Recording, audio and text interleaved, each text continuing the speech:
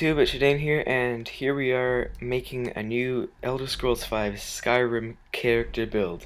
Today we are looking at the Nightingale. Now the Nightingale is pretty much just a Nightblade sort of build, and when I stumbled across this build, like when I designed it and made it, this is actually one of my personal favorite builds by the way, but when I came up with it, I didn't actually know what a Nightblade was. I basically looked at the armor and combined all of the enchantment things, like all the skills that the enchantments help. I combined those together and I made a build out of that. And let me tell you, it's very satisfying to just see the kill cam, just the guy standing there, and all of a sudden, bam, he's dead, and you're behind him with a knife, and it is awesome. So, let's get started here. First of all, for skills that you're going to want to use, you'll need Sneak, Archery, One-Handed, Illusion, and Alchemy. Now, Sneak is kind of obvious here because we'll be sneaking up, taking out the enemies, and they're not going to see you. Now, Archery is a must because Archery and Sneak combined is like the deadliest way to play Skyrim, and it's pretty freaking awesome too. We're also going to use One-Handed for those close encounters with enemies. You're going to sneak up on them.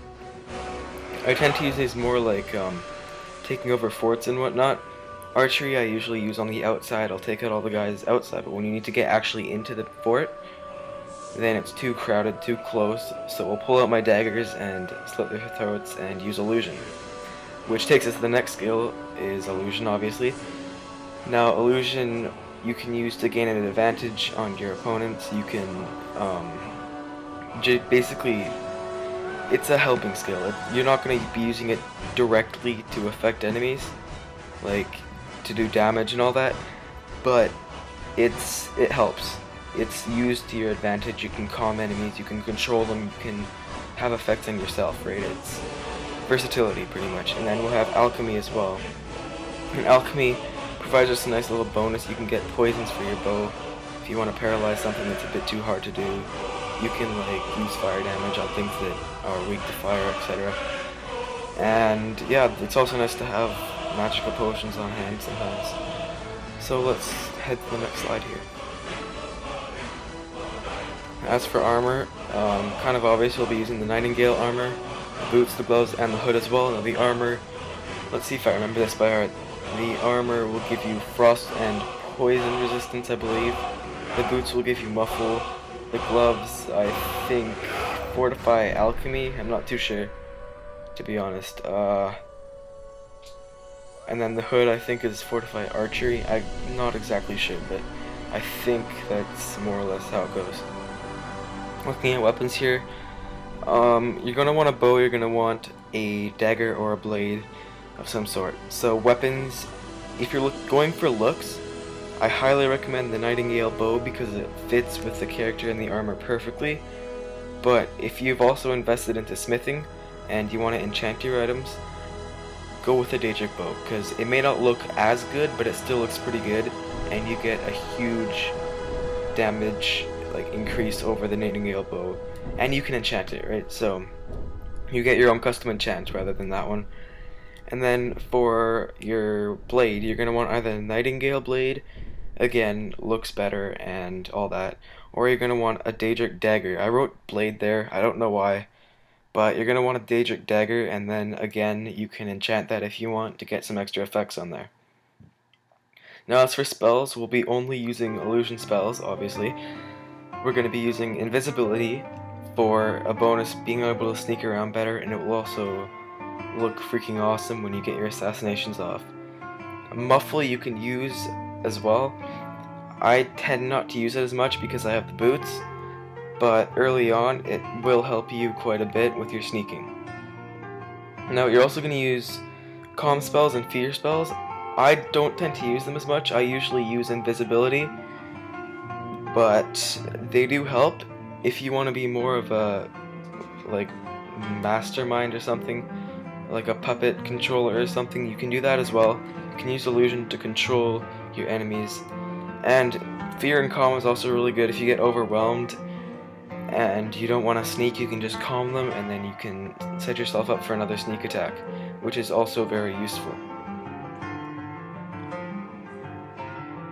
Now, taking a look at stat distribution, you're gonna want to go 1 to excuse me, sorry, guys, it's late. Okay, I'm kind of tired, but you're gonna want to go 1 to health, 2 to magicka, 1 to stamina, until you get to 200 magicka. From then on, you're just gonna put 1 into everything.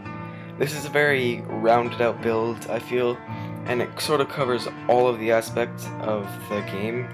It covers magic, it covers sneaking, and it covers fighting and bows, and it combines everything together, really. So you're gonna want a clear distribution. That health will be useful early on, and overall. I mean, it'll help when you get detected and all that. And the magicka, you need 200 magicka early on. You need to go extra magicka early on so that you can use all your illusion spells really well. And then the stamina, it really helps for zooming in with your bow and slowing time. So really you need a lot all the time. But I tend to go early on extra magicka so you can get the illusion spells off. Now as for quest lines, you're going to want to do Thieves Guild, obviously, because then you'll get your Nightingale armor and all the Nightingale equipment that comes with it. And if you want to do the Dark Brotherhood, you can, but I feel there's almost 2 ways to play the Nightingale, or maybe even 3. Really, there's as many ways as you want, so long as you have a good backstory, but there's usually the more evil way to play the Nightingale and the more good guy way to play the Nightingale. I've done several Nightingale playthroughs. One of them has just been like, I'm a mass murderer, massacring towns and being sneaky, killing everybody, and that's when you join the Dark Brotherhood. That's when you are the murderer, you're a serial killer, all that. There's also the good sort of Nightingale, where you essentially want to use your stealth powers for good. Almost like Batman or something, I don't know. But you would like use your sneak and all that to take out the evil in the world and save the world using like your stealth and all that. So in that case, I wouldn't join the Dark Brotherhood. I don't know what you could do. Maybe join the Civil War. Maybe I don't know really. It's up to you. But Dark Brotherhood is a recommendation, especially if you're playing the Nightingale for your first time. Do a more evil build because it's really worth it and very satisfying as well. If you have Dawnguard, I highly recommend becoming a Vampire Lord and joining with Castle Volkihar because of all the perks you get from it. And by perks, I don't literally mean like perks in a perk tree, I mean like advantages. Because you get a bonus to illusion, a bonus to sneak, resist frost, which, you know, isn't that good, but still. And it's overall just really good.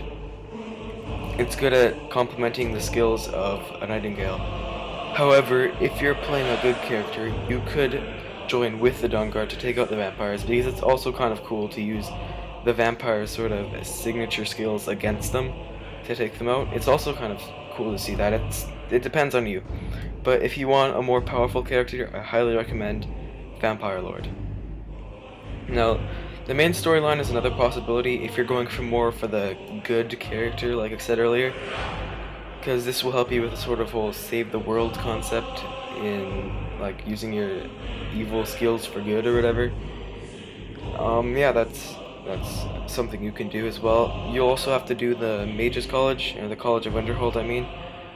You'll have to start it because you'll need to do it to get access to your spells, but you might also want to finish them as well. It's sort of a personal thing, but I didn't do it on my first playthrough. I think on my second or even third one I did, but the first time I played a Nightingale, I did not.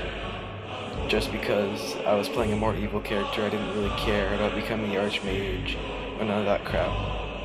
So it really depends on the character you're playing. So yeah, that's pretty much it, guys. Thanks for watching this video, and let me know if you want to see more Skyrim builds. I don't know what we'll be doing next, maybe more of a mage character. Yeah, I don't really know, but I'm also going to try to get more into actual like roleplay build instead of just, oh, use this weapon and use that spell and this is how to do that, like this one. These are good, but I think I want to get more into roleplay builds with like backstories and different things, and it should be more interesting. So yeah, that's pretty much it. Thanks again for watching, and I'll see you later, guys.